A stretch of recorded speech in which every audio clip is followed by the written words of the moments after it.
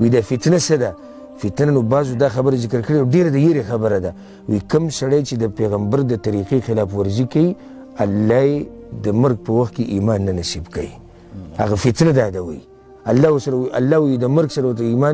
د ایمان سره ورته مرګ نه نصیب کوي هغه ایمان ته الله واخلي بعضو دا ذکر کړي فتنه څه ته ده وی الله به د ده په زړه کې منافقت پیدا کړي دا سړی دی منافق ځکه چې کلمه دا وی لا اله الا الله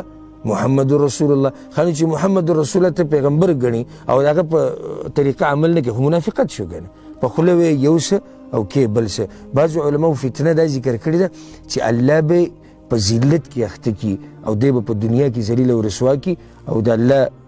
په ذات ته قسم خورم چې موږ په خپلو سترګو لیدلي دي چې الله دا قوم څنګه ذلیله کړی د کم خلک چې د پیغمبر د طریقې خلاف ورزي کوي ما سره په مجلس کې په بیټک کې دا ما سره دا واقعه راپېښه شوې ده یو مولا ما سره ناست و په دې مسله پورې وخندل چې دا په دې مانځه کې د خپې چې د خپې سره لګوي ما ته دا تاسو څنګه ما دا موږ نه پیغمبر ویلي نو بیا هغه ما ته دا وویل چې دا کېږي نه ممکنه نه ده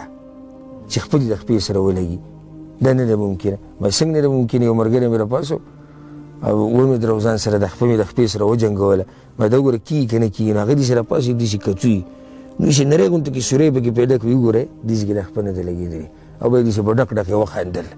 ما ته وایي دا ما وایي تاسو مو وایي دا څه خبره شوه بیا ما ورته ویل ګوره پیغمبر صلی الله علیه وسلم وایي چې په دې سوړه کې شیطان ننوځي کوم چې د خپو په دې منځ کې راشي وایي دا شیطان د دوه خپو منځ کې ولې نوځي ستا لاندې ولې نوځي داسې یو ټوغ غونته کې وکړه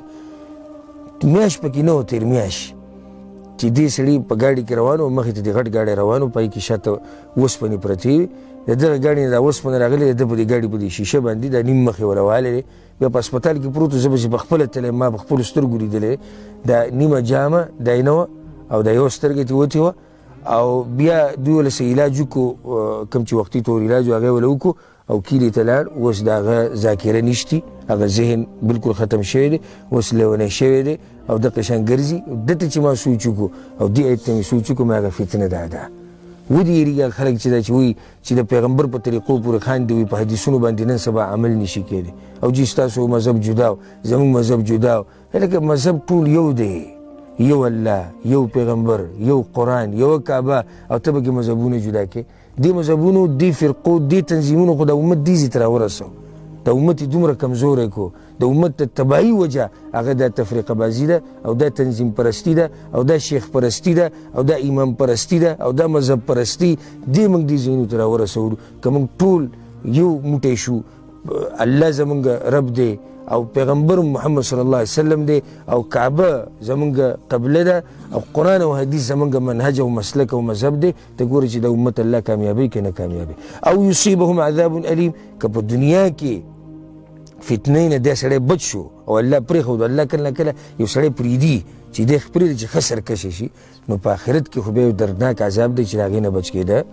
د هغې نه بیا بچ کېده نشته صرف آخرنۍ خبره کومه هغه ده سورت ابتدا داسې وشوه سورة انزلناها وفرضناها دا سورت الله ما نازل کړی دی او عمل کول پې لازم دي انتهای داسې د دومره خوږ کتاب دی هر خبره کې حکمت او راز دی خو وخت نشتي الا ان لله ما في السماوات والارض قد يعلم ما أنتم عليه ويوم يرجعون إليه فينبئهم بما عملوا